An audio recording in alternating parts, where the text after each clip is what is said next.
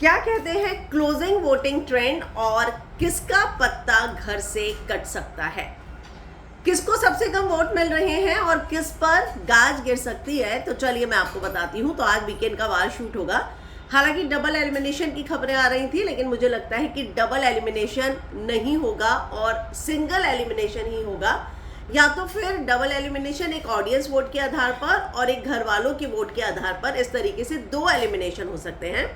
तो चलिए audience vote के आधार पर किसके निकलने के चांसेस हैं उस पर बात करते हैं। तो यहाँ बॉटम में कशिश है और कशिश मुझे लगता है कि इस हफ्ते उसका पत्ता कट जाएगा।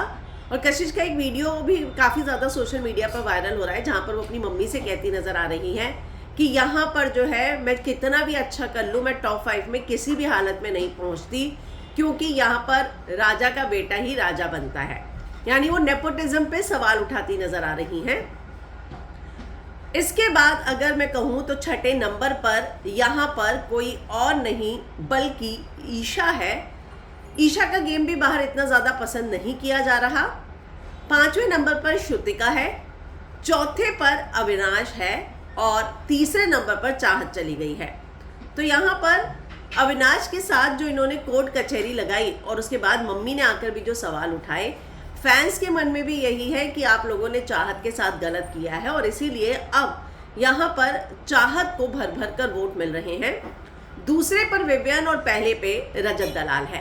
तो ये वोटिंग ट्रेंड जो है सामने आ रहे हैं। ये टॉप 3 में फिलहाल अगर मैं कहूँ तो यहाँ विवियन है, इसके बाद जो है रजत है, विवियन है और उसके बाद चाहत है।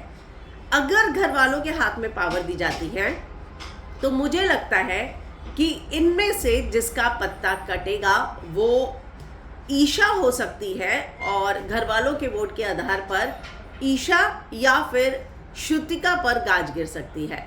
तो ये देखना दिलचस्प होगा कि मेकर्स इस हफ्ते क्या करते हैं, क्या एक डबल एलिमिनेशन करते हैं या फिर ऑडियंस वोट के आधार पर सिंगल एलिमिनेशन।